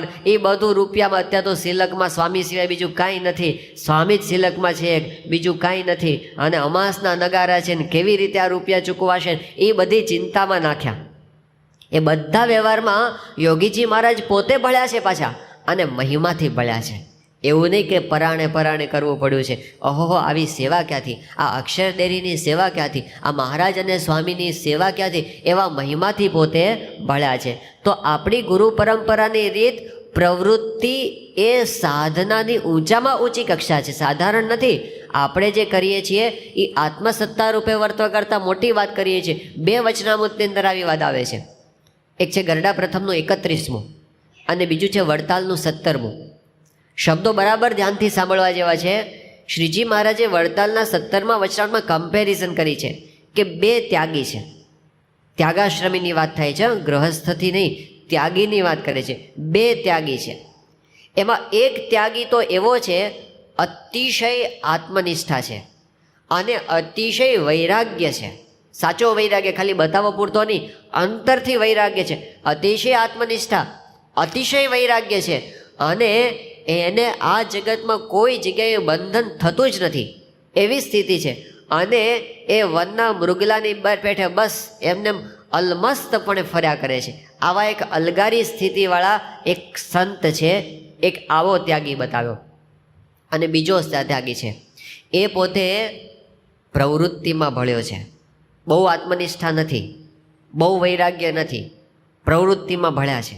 અને પ્રવૃત્તિમાં જ્યારે ભળવાનું થાય છે ત્યારે પ્રવૃત્તિને યોગ્ય કરીને કામ, ક્રોધ, લોભ, મોહ, મદ, મત્સર, ઈર્ષા આ બધાની પણ પ્રવૃત્તિ ભેગી થઈ જાય છે. પ્રવૃત્તિ આવે એટલે આ બધું થાય, એ બધાથી થઈ જાય છે. એનાથી એને વિક્ષેપ પણ થાય છે. ઓલો જે વનના મૃગલાની જેમ ફરે છે એને કામ ક્રોધાદિકથી કોઈ વિક્ષેપ થતો નથી અને આને તો વિક્ષેપ પણ થાય છે પ્રવૃત્તિ કરતાં. એ 2માંથી કયો અધિક છે કહો? તમે 2 ચિત્ર છે એ આમ કલ્પના કરો કે એક આમ હિમાલય જેવું એકાંત સ્થાન છે, એની એક ગુફા છે, એ ગુફાની અંદર આમ નીરવ શાંતિ છે, એમાં એક મૃગ ચર્મ પાથરેલું છે અને એની ઉપર એક મહાત્મા કોપીન પહેરીને બેઠા છે, માથે જટા છે, આમ દાઢી વધી ગઈ છે, એકદમ આંખો મીચીને ઊંડા ઉતરી ગયા છે, કોઈ પ્રકારનો વિક્ષેપ નથી, બસ એક આમ પ્રસન્ન મુદ્રાની અંદર પોતે ભગવાનનું ધ્યાન કરે છે. આવું એક ચિત્ર છે. અને બીજી બાજુ આપણો જોરદાર શું કહેવાય શતાબ્દી મહોત્સવ જેવો સમયો ચાલે છે અને બધા જેસીબીની દોડાદોડી ચાલે છે, ટ્રેક્ટરોની ધમાધમ ચાલે છે અને એની વચ્ચે સ્વયંસેવકો માટેના ઝઘડા થાય છે. આ મારા વિભાગના છે ને મારા વિભાગના છે ને, સાધનો માટે તડાફડી થાય છે ને અને બધું ડેડલાઇન સામે છે ને, રાતના ઉજાગરા થાય છે ને, એમાં એક સાધુ છે ને હાથમાં મોબાઈલ ફોન છે ને, બીજા હાથમાં વોકી ટોકી છે ને, એક નામ કહે છે ને, બીજા નામ કહે છે ને, ત્રીજા નામ કહે છે. આવું એક દ્રશ્ય એક સાધુનું બતાવે અને એક પેલા સાધુનું બતાવે. કોણ સાધના કરતા એવું લાગે? આ દુનિયાની દ્રષ્ટિએ પેલો એકાંતમાં બેસીને ઊંડો ઉતરી ગયો ને એ મોટો લાગે છે. પણ શ્રીજી મહારાજનો સિદ્ધાંત શું છે? મહારાજે આ બે પ્રકારના સાધુ બતાવ્યા અને પછી મહારાજે કીધું કે પેલાને કામ ક્રોધાદિકે કરીને વિક્ષેપ થાય છે, કદાચ એ પ્રવૃત્તિમાં રહ્યો છે. મહારાજ કે એ પ્રવૃત્તિમાં રહ્યો એ અધિક છે, એ ભક્તિવાળો છે, ભગવાનની કૃપાનું પાત્ર છે. અને પેલો એકાંતમાં છે કેવળ આત્મનિષ્ઠાવાળો છે, એનો કોઈ હાથ પકડનાર નથી. અહીં તો ભગવાનને સંતની આજ્ઞાએ કરીને આ બધી પ્રવૃત્તિ થાય છે. આ સામાન્ય સાધના છે જ નહીં, એ અતિશય આત્મનિષ્ઠાને વૈરાગ્ય કરતાં મોટી વાત આપણે કરીએ છીએ. મહારાજનો સિદ્ધાંત આપણે સમજવો પડે, કારણ કે મહારાજની રુચિની પ્રમાણે આપણે સાધના કરવાની છે, મનધારી સાધના નથી કરવાની. એમનો શું અભિપ્રાય છે એ પ્રમાણે તો મહારાજા બેની કમ્પેરિઝન કરીને કીધું કે ભક્તિ નિષ્ઠાવાળો અધિક છે, ભલે વિક્ષેપ થતો હોય. ગુણાતીતાનંદ સ્વામીએ તો ત્યાં સુધી કીધું, પેલું દ્રષ્ટાંત આપીને કે રાજા હતો અને એમણે પોતે એવું કીધું કે આ કૂવો છે ને એની અંદર જે પડશે અને કોરો બાર આવશે એને હું ગામ આપીશ, એવું રાજાએ કીધું. હવે કોઈ આવે કોરો બાર, પણ એક સૈનિક છે એ પડ્યો, ધુબાકો માર્યો, ભીનો થઈને બહાર આવ્યો. ફરી કોરા કપડાં પહેર્યા, ફરી અંદર પડ્યો, ભીનો થઈને બહાર આવ્યો. બીજા બધા જ્યારે હસતા હતા ત્યારે આ રાજાના વચને પડ્યો, 7 વાર પડ્યો, 7 વાર ભીનો થઈને બહાર આવ્યો અને રાજાએ પોતે ગામ આપી દીધું, જા બક્ષિસ, મારું વચન તે હેઠું પડવા દીધું નહીં. આ દ્રષ્ટાંતનો ઉલ્લેખ કરીને ગુણાતીતાનંદ સ્વામી કહે છે કે રાજાની આજ્ઞાથી સૈનિક કૂવામાં પડ્યો અને ભીનો થઈને બહાર નીકળ્યો તો પણ રાજાએ રાજી થઈને ગામ આપ્યું. એમ ભગવાન અને સંતની આજ્ઞાથી પ્રવૃત્તિ કરે તો પણ બંધાય તો ખરો, પણ આજ્ઞા પાળ્યાથી રાજીપો થાય. એટલે એ બંધાવા પણ તૈયાર છે. તમારી આજ્ઞાથી હું બધું કરીશ, મારે તમને રાજી કરવા છે. તમે રાજી થશો તો હું માળા ફેરવીશ, તમે રાજી થશો તો હું કોદાળી ઉપાડીશ, તમે જેમ રાજી થાવ એમ મારે કરું છું. ભગતજી મહારાજે શું કીધું? ભગતજી મહારાજે શું કીધું? સ્વામી તમે રાજી થશો તો મારે ચંદની કરવી છે, તમને રાજી થશો તો મારે કૂતરું ખસેડવું છે, તમે રાજી થશો તો મારે આંબાને પાણી પાવું છે, તમે જેમ રાજી થાવ એમ મારે કરવું છે, મારે મનધાર્યું કાંઈ કરવું નથી. આપણી સાધના સત્પુરુષનું વચન છે, આપણી સાધના ગુરુની આજ્ઞા છે. સત્યકામ જાબાલીનો માર્ગ છે આપણો. 400માંથી 1000 ગાય થાય અને તમને બ્રહ્મ જ્ઞાન થાય, આવું કોઈ શાસ્ત્ર વચન ડાયરેક્ટ તમને ન મળે. તમે આમ લીપણ કરો અને 66,000 વર્ષની તપશ્ચર્યા પછી જે કામ દોષ બળતો નથી એ કામ એક ગાર લીપમાંથી બળી જાય છે, એવું વચન તમને શાસ્ત્રમાંથી ન મળે કે ગાર લીપો તો કામ બળી જાય. પણ બળ્યો કે નહીં? ઉપેન્દ્રાનંદ સ્વામીનો ગયો કે નહીં? ગાર લીપીને ગયો. વચન એ સાધના છે, ક્રિયા એ સાધના નથી. સત્પુરુષની આજ્ઞા, એમનું વચન, એનાથી જે પ્રવૃત્તિમાં આપણે ભળ્યા છે ને એ આપણા માટે સાધના છે. કોની આજ્ઞાથી કરીએ છીએ અને કોને રાજી કરવા માટે કરીએ છીએ. પછી તો યોગી બાપા કે તમે ઘંટડી વગાડો ને તોય આત્મસત્તા રૂપે જાઓ. કોની આજ્ઞાથી? અમથા નહીં. ગુણાતીતાનંદ સ્વામી કે અમથું કદાચ સ્વામીએ બેની કમ્પેરિઝન કરી. બે કે સ્વામી કે સંત કહે તેમ કરવું તે શ્રેષ્ઠ છે અને મનધાર્યું કરવું તે કનિષ્ઠ છે. પછી ગુણાતીતાનંદ સ્વામી કહે છે મનધાર્યું કરતો હોય અને ત્યાગ રાખતો હોય અને આખા મંદિરનું કામ એકલો કરતો હોય અને ગમે એટલા માણસને સત્સંગ કરાવતો હોય. હવે આમાં કંઈ બાકી ન રહ્યું. આપણે જેને આપણે સફળતા ગણીએ છીએ ને બધું આવી ગયું. ત્યાગ રાખે છે, આખા મંદિરનું કામ એકલો માણસ કરે છે. એટલે બહુ મોટી પ્રવૃત્તિ કહેવાય. મંદિરમાં તો 50-100 માણસોનો સ્ટાફ હોય ત્યારે મંદિરે હાલે. એ એકલા હાથે પોતે બધું કરે છે. એટલે ચોગાને પોતે સાફ કરે છે, વાસણે પોતે ઉટકે છે, રસોઈ પણ પોતે બનાવે છે, એકાઉન્ટ પણ પોતે લખે છે, ઠાકોરજીની સેવા પણ પોતે કરે છે, સરભરા પણ પોતે કરે છે, પાર્કિંગમાંય પોતે ઊભો રહે છે અને કથાય પોતે કરે છે, બધું પોતે કરે છે. આખા મંદિરનું કામ એકલો કરતો હોય, ત્યાગ રાખતો હોય અને ગમે તેટલાને સત્સંગ કરાવતો હોય તો પણ એ ન્યૂન છે, એને માથે વિઘ્ન છે. અને જે 3 ટાણા ખાતો હોય ને, આળસુ હોય ને, ઊંઘી રહેતો હોય, એવા દોષે યુક્ત હોય. એટલે ઘણા બધા દોષો છે, પણ સંત કહે તેમ કરે તો એ શ્રેષ્ઠ છે ને એ ભગવાનની કૃપાનું પાત્ર છે, એ નિર્ગુણ છે, એ ગુણાતીત છે, એ બ્રહ્મરૂપ થવાનો છે. એને કોઈ વિઘ્ન કોઈ દિવસ આવવાનું નથી. એટલે આપણને આપણી સાધનાની દિશા એ ખ્યાલ હોવો જોઈએ કે આપણા માટે આ પ્રવૃત્તિ એ બહુ મોટું સાધન છે. પ્રવૃત્તિ એ બહુ મોટી પ્રાપ્તિ છે. આપણને જે હમણાં આપ્યું છે ને આ ધૂધુબાજ માર્ગ, એ ખાલી આપણને રવાડે ચડાવી દેવા માટે નથી.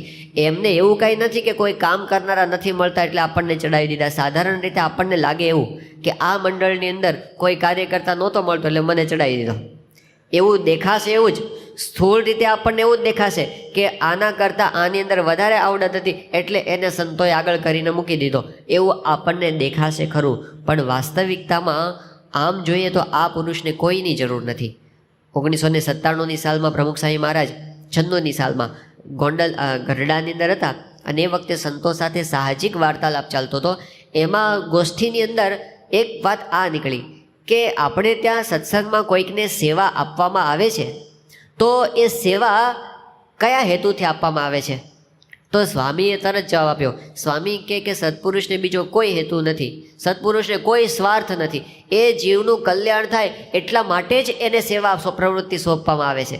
તો એક સંતે વાત કરી, એમણે કીધું કે સત્પુરુષને બીજો કોઈ સ્વાર્થ નથી, પોતાનો અંગત સ્વાર્થ તો સત્પુરુષને કોઈ નથી, પણ આ સંસ્થા ચલાવવાનો સ્વાર્થ તો છે કે નહીં, એવું કીધું એમણે.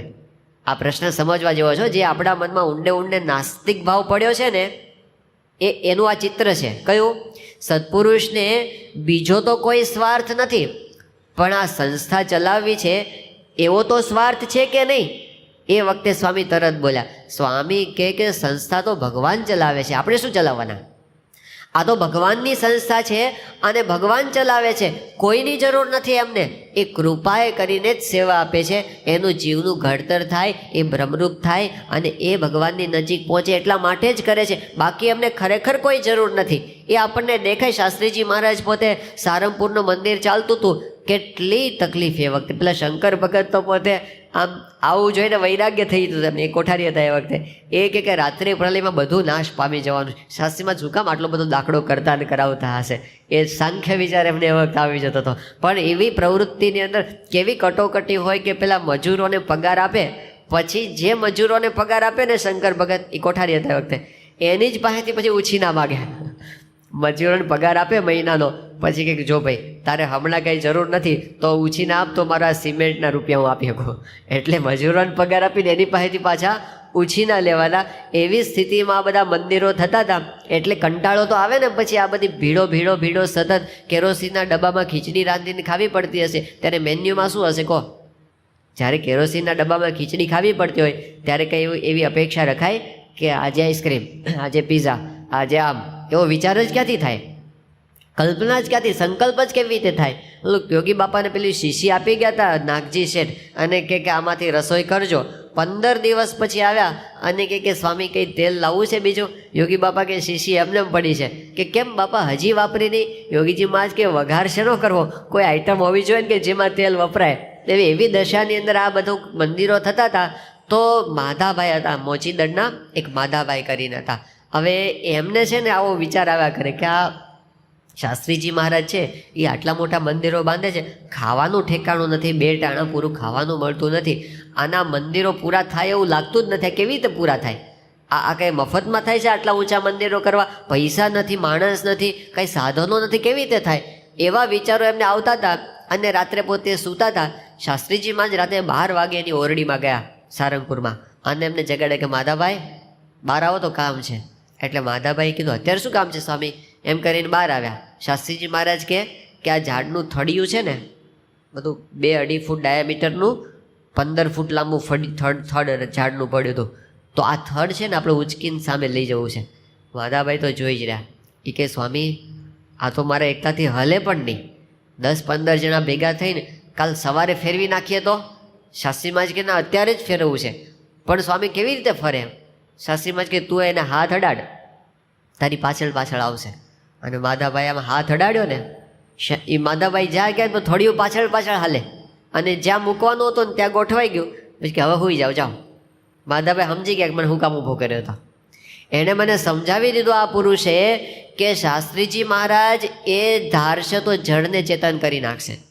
એ સંકલ્પ કરશે ને આ બધા પથરા ઉડીને ચોટી જશે, આપણે કોઈની જરૂર પડવાની નથી. આ તો કૃપાએ કરીને આપણને સેવા આપી છે. એમના ઐશ્વર્યથી, એમના સામર્થ્યથી એ બધું કરી શકે એમ છે, પણ એ કરતા નથી. એ ધારે તો બધું. સ્વામીશ્રીનો પેલો પ્રસંગ છે, ઓલા લલિતભાઈ ભટ્ટ હતા બારીના.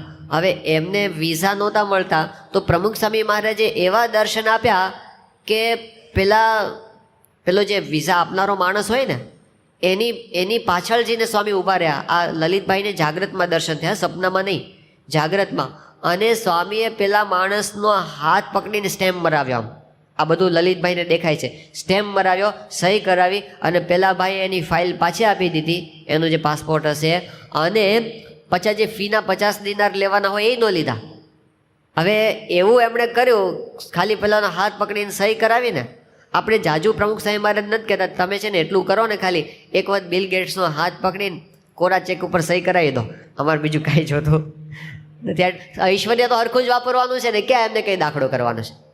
એમને જેટલું એક હરિભક્તના વિઝા એક્સટેન્ડ કરવા માટે એમણે જે ઐશ્વર્ય વાપર્યું છે, તો આપણે એમ કહીએ છીએ કે તમે ખાલી બિલ ગેટ્સને આમ કરાવી દો ને, પછી આ શિલાન્યાસ માટે શું કામ ખરડો કરીએ અમે ભાઈ? આ એક જણને પકડવાને પછી સમજાવવાને કે હવે કે બસ લાખ કરીશ ના 1.25 લાખ કરો ને, એ એને સમજાવવાને એ બધું એકને પકડીને કરવું ના ખરડા કરવાને એ કાંઈ માથાકૂટ જ નહીં. સ્વામીને કંઈક સહી કરી દો, આપણે બધા મંદિરોના અડધા કામ એની 5% સંપત્તિ આપે ને 5%, તો આપણા બધા ન્યૂ જર્સીના અક્ષરધામ સહિત બધું પૂરું થઈ જાય. આપણે કાંઈ બીજા કોઈની પાસે એકેય પૈસો માગવાની જરૂર પડે નહીં. એ ન કરે એવો પ્રસંગ બનેલો છે. ત્યાં આગળ સ્વામી જ્યારે બોચાસણની આજુબાજુના ગામડામાં વિચરણ કરતા હતા, અને એ વખતે બન્યું એવું કે એક વખત પધરામણીમાંથી 50 રૂપિયા ગુમ થઈ ગયા, હિસાબ ન મળે. પછી બહુ પહેલાં ટ્રાય કરી, હરિભક્તિ હિસાબ રાખતા હતા, મળ્યા જ નહીં. પછી 50 ઘરના નાખીને એણે પોતે પાવતી એ સેટ કરી. પછી સ્વામીશ્રી પોતે ફરીને બોચાસણ આવ્યા. હવે એ વખતે એક યુવકનો કાગળ આવ્યો, વડોદરા જિલ્લાનો કોઈ યુવક હતો, અને ઘણું કરીને પ્રવીણ કેવું કંઈ નામ હતું.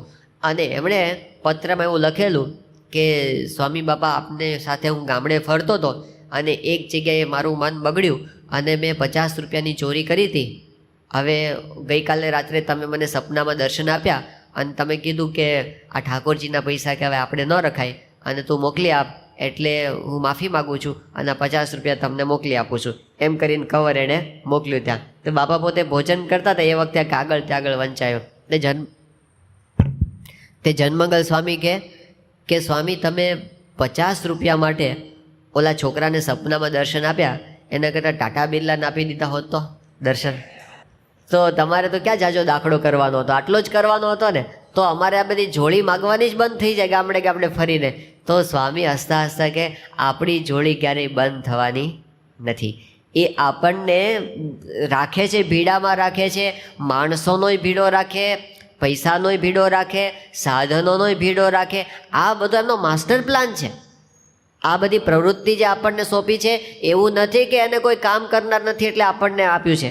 આપણે ક્યારેય એવું સમજવું નહીં. આપણે તો એવું જ સમજવાનું કે ભવ બ્રહ્માદિકને નિશ્ચય મળતી નથી, પુરુષોત્તમ પાસે બેઠાની જાગ્યજો મોહન. કઈ પંક્તિ છે? મોહનને ગમવાને ઈચ્છો માનની. એમાં એમણે એમ કીધું કે ભવ બ્રહ્માદિકને નિશ્ચય મળતી નથી, પુરુષોત્તમ પાસે બેઠાની જાગ.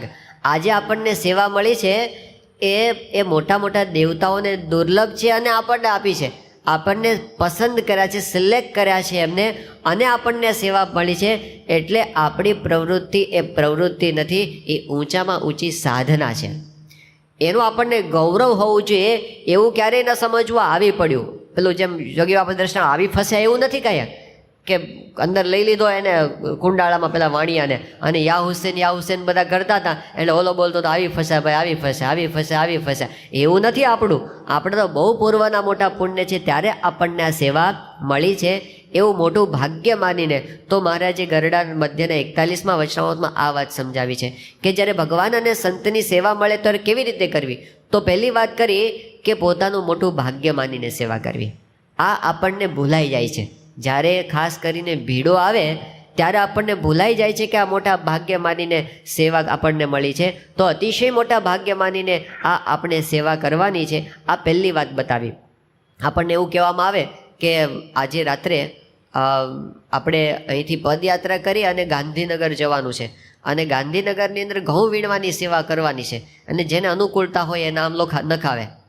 અહીંથી આપણે ગાંધીનગર જવાનું છે અને ત્યાં ઘઉં વીણવાની સેવા કરવાની છે, અને પદયાત્રા કરીને જવાનું છે, અને જેને અનુકૂળતા હોય એ નામ લખાવે. તો કેટલા નામ આવશે આપણામાંથી? આવે. અને આપણને એવું કહેવામાં આવે કે ભાઈ એમાં ખાલી એટલું જ છે કે જે ઘઉં વીણવાના છે ને એ ઘઉંની અંદર જે કાંકરા છે ને એ કાંકરાની જગ્યાએ 10-10 લાખનો એક હોય એવા હીરા છે. કાંકરાની જગ્યાએ હીરા છે, અને જેટલા વીણીએ એટલા આપણા પોતાના છે. એટલે હવે જેને અનુકૂળતા હોય એ નામ લખાવે. બધાને અનુકૂળતા છે ને બધાને. કેમ એવું કેમ ફરી ગયું? તો આપણને 10 લાખનો મહિમા છે કે આ એક જઈ આવી હાલો ને પછી કે સ્વામી એકલા આવવાનું સહકુટુંબ આવવાનું. તો બધા તૈયાર થઈ જઈએ આપણે. એટલે એનો અર્થ એવો સમજવાનો કે આપણને આપણે જેમ છે મહિમા આપણને સમજાય ને તો સેવામાંથી ક્યારે આપણને કંટાળો આવવો જોઈએ નહીં. અને જે ક્ષણે આપણને કંટાળો આવે સમજવું કે આપણે હજી મહિમા સમજીને સેવા કરી શક્યા નથી. તો જે કંઈ સેવા પ્રવૃત્તિ મળે આપણું બહુ જ મોટું ભાગ્ય છે. આ વસ્તુ